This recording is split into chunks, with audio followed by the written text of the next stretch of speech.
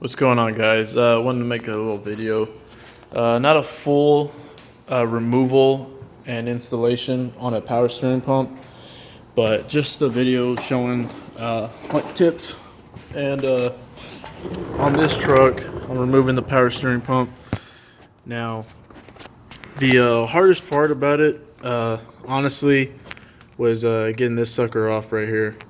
This line was pretty seized on there. Want to share a tip how to remove it. Now I have a lot of my main tools at work, so at home I don't have too much special tools. The only thing I did was I kind of sized it up and everything.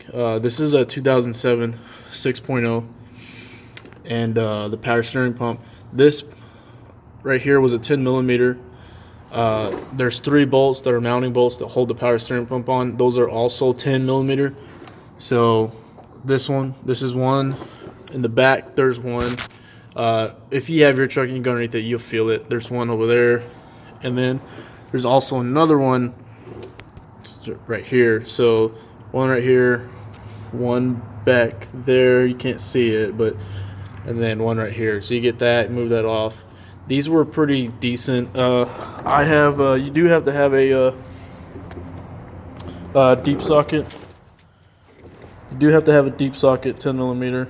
This one's nothing special, it's just a basic 10 millimeter. This one, a lot of videos, people cut their tools, they get all these crazy, like, they have to cut them, and then they, not only after they cut them, they still have to shave them down. You don't have to do that, honestly. If you have you can go down and get a stubby. Now, this is a Sunex. It doesn't have to be a Sunex tool. It don't have to be a name brand tool. It could be any one. They sell them at O'Reilly's too, AutoZone, Northern Tool, depending on, I don't know where they're at. But you can find them pretty much any hardware store probably. This one's an 18 millimeter. It fits. It was tough getting it right in through here. That's where I got it. So I know it's not a lot of leverage. You can't put a lot of leverage onto it because you do barely have any room to stick your hand in there. Maybe put another hand in there. But anyways, one of the tricks that was really getting it off, for me, I had to use a pry bar. So I got this on there just like that, right? And I put a pry bar on this end, and it's kind of hard for me to show you because it's pretty loose. Let me see if I can go on this way. I was on this side right here, and what I did was, let me put it back on. Okay, sorry. I had it on just like this, right? And I couldn't get enough leverage to pull it off. So what I did was get a pry bar right in through that other end of it. See if it stays. Yeah, it stays. Okay, got a pry bar. Again, this one's nothing special. This one I'd say is about from bottom to the top, I'd say it's maybe about a foot.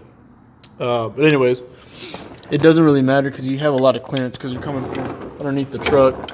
Anyways, I stuck a pry bar in here. Let me see.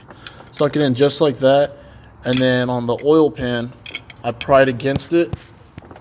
And when I pried against it, it was enough to break it loose. I'm pretty sure it's gonna work for anybody else out there, but it worked for me. And yeah, now like I said, it wasn't. I'm not fully doing an install on it, but pretty much that's it. I mean, just a tip. I know there wasn't a whole lot of videos out there showing like tips of removing it with. Oh, that was another thing. This is with the pulley on. You can remove it with the pulley on. You don't have to remove it. The main thing, honestly, 10 millimeter socket, deep socket, 10 millimeter deep socket, and an 18 stubby, and pry bar. Like I said, prying it on the opposite end on the stubby against the oil pan. Don't worry about the oil pan. You're not doing any damage to it. You're barely hitting on the side of it, and you're just breaking it loose. That's all you're doing. After that, you can finger loose. It's finger loose. But yeah, that's it.